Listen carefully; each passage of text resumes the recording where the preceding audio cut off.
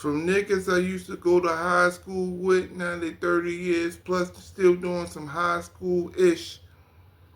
Joe Budden had a space talking about the episode with KEV on stage and other topics that the JBP fans was talking about. Electrifying episode, man. They did what they needed to do. But it's your boy J God. Like, comment, subscribe. About to show you this in 3, 2, 1. Hilarious. Anything? Oh, well, he'll probably say it. He heard it. He talk about the Budden name right now. What's up, y'all? I just got up. Oh, God. What's up, man? I bet. You might have went to see Black. It's the just woke up What's voice, up, Joe? y'all. What's up, You woke up without the black card. Just got up from a little nap. Yo, what's up, Joe? What you trying to talk about? What's up, Stash? Yo, Joe, you What went y'all to talking sleep about? Black and woke up maybe not Black. Asia, what on earth is my I'm dad? leaving. Don't shy away, no. Don't run away, no. Don't shy away, Don't shy away, no. Pussy. Don't shy away, no. You'll fall it up right now. Don't shy away now. Don't shy away, no. Hey, yo, Nori know He this. give a load.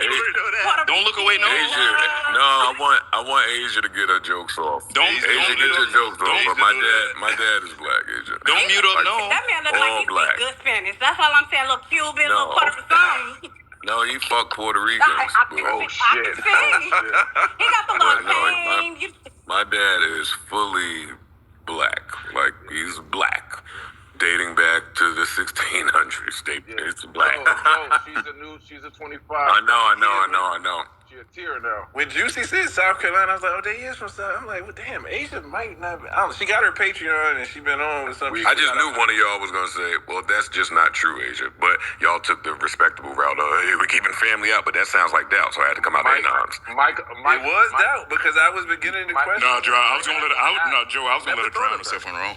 Yeah, Stag was like, fuck that. We're not talking about that at all. Goddamn right. Dash had no input, like nothing. Like he really had no input. Imagine having tact. How's the show been today? Y'all cooking? Yeah. Tried to show Flip some love. That didn't work. Yeah, Asia has some issues with that. As long as Asia and Mushy is alive, there will never fully be love for Flip. We talked about Baltimore Hills, so he won the part of the mark. You were robbed. Oh shit! Again, We're talking about no new co-host yet that we're expecting. That was you, sir. Why were you expecting a new co-host this week? Because that's what I said, that he saw in the live, that's what. Don't shy away, no. Don't shy away, no. Pussy. Don't mute up, no. Your recent FBA turn, it's noticeable. Asia seemed to question it. I'm unsure about it. I know it's a difference, and I'm appreciative of it. I don't know, I feel like it's always been there. And yeah, I love it. You know, I'm supportive of all it of doesn't feel that much of a change to me, to be honest. It don't feel that much of a pivot. No, it's definitely like in the way that he's expressing it and making sure. But he even addressed it. He said he's noticed the uprising in black stuff, so he wants to use his platform to make sure that he's pro. And I'm with that. He better watch a Medea movie and going on. That's why. How the hell is the Medea movie gonna make him pro-black? How is that gonna fix him? How dare Joe try to be more It's probably the last fucking thing he should be watching shit. All that trauma and that shit. That's why the Bobby Alto. Asia, what are you? Amazing. I'm black. I'm from Inglewood, California. What are you talking about?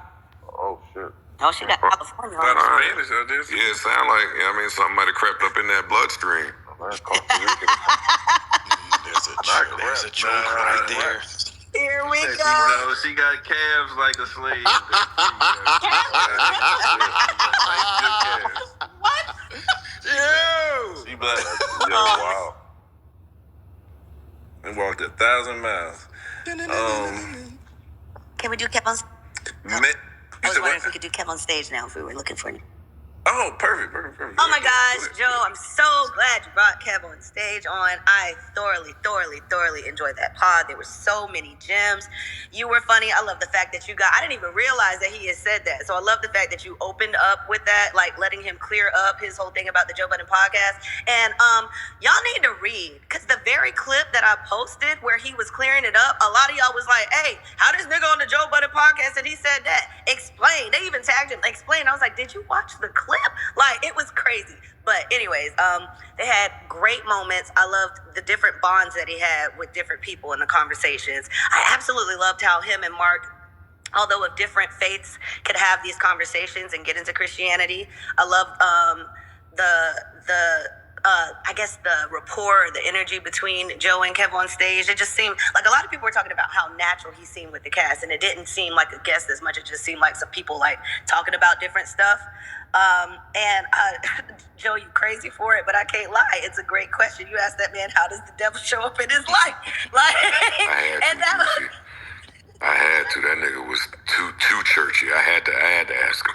Those are my favorite people to ask. Nah, he was too clean. He was too clean. The whole conversation. And it was like, yo, you gotta throw him off. Say something. Let's see if he.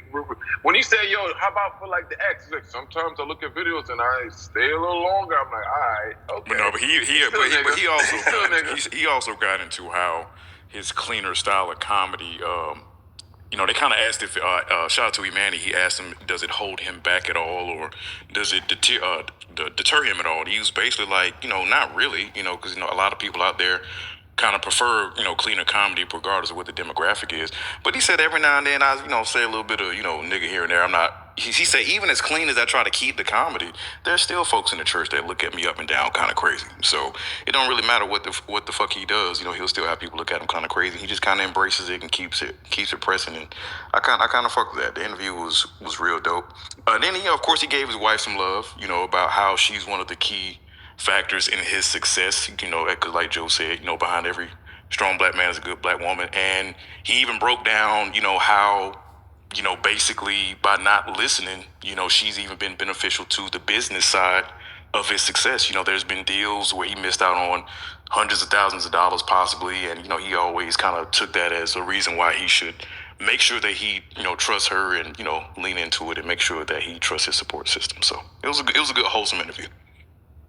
Well, Stag, before you end that little topic, I think when he got up there and he kind of was talking about the scriptures and how things was interpreted to him and what he believed, and he went and read background and researched it and said, hey, this is what was behind all this, even though I believe this, it kind of made everything what you kind of believe and kind of want to really second guess, but you don't because it's in the book. But it made you want to second guess and look into things a lot more than just understanding what this pastor or minister told you today and be like, you know what, I'm going to listen to him, but let me just go look at and see if there's something else behind this. That was really dope to be on the Joe Budden Network, to be conversating like that. That was that's the think for yourself doctrine, as I like to call it. Yeah, read some extra shit. I love that you got that from that Petty, because a lot of times people don't realize that's what you're supposed to do. Like your faith only grows if you ask these questions. Your faith only grows if you do the Bible study. Like you don't have to go to Bible study; you could study it on your own. But the whole point of studying is you're supposed to be learning what's going on, what was going on, and the reason for it. You know what I'm saying? So I love the fact that he was able to explain that, and the audience picked up on that. Like I love hearing that. I love the fact that you said that, because the fact of you don't hear people that's that's very influenced in the church talk like that and their voices heard on bigger platforms. So for him to say that and be comfortable enough to be like, yo, I've talked to different people and they say, yo, do your thing, and he was just so open like that and be a man of God as much as he is, that was like, I was just like, whoa. Like, well, let's see how they react to this, because this is not something that we could say that this has happened a few times in our lifetime, that someone very influential in the church and the way he is with his act out in front of the public, to be public on a big platform, to people to hear that, I thought that was amazing. I mean, on the Joe Budden podcast. I feel like they're not going to give him credit for that. Especially on the Joe Budden podcast, where we shitted on Joe in the past about, we felt like, yo, they be hard on the Christians. They be hard on the Christian takes. You got Corey. Corey still might have ready to get snuffed, yo. All you heard was him cackling in the back.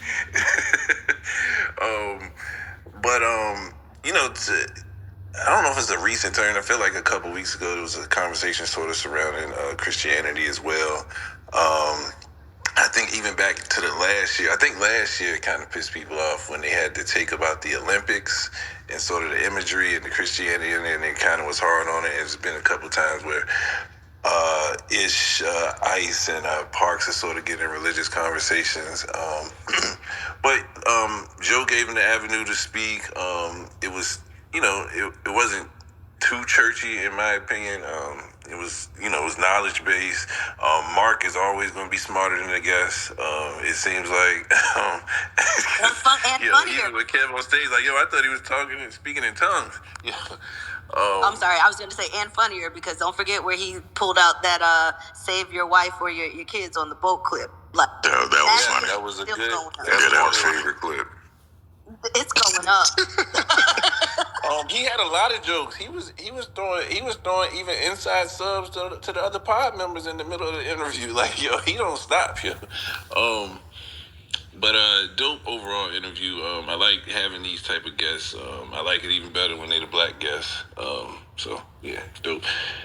Mushy and then Choosy. Man, I learned a lot from that, man. I got to stop pulling out because I'm wasting my seed. You know what I'm saying? Yo. I mean, what? That's what he said. I don't read the Bible, nigga. Like, I'm just saying. It's in there. I don't think that's what he said. That conversation. They was talking about spilling your seed. Yeah, spilling your seed. You know what I'm saying? Like, your seed. that was a great conversation. You know what I'm saying? Like, I like how Kev put Christianity, like, it wasn't like, trying to force it on nobody or nothing like that.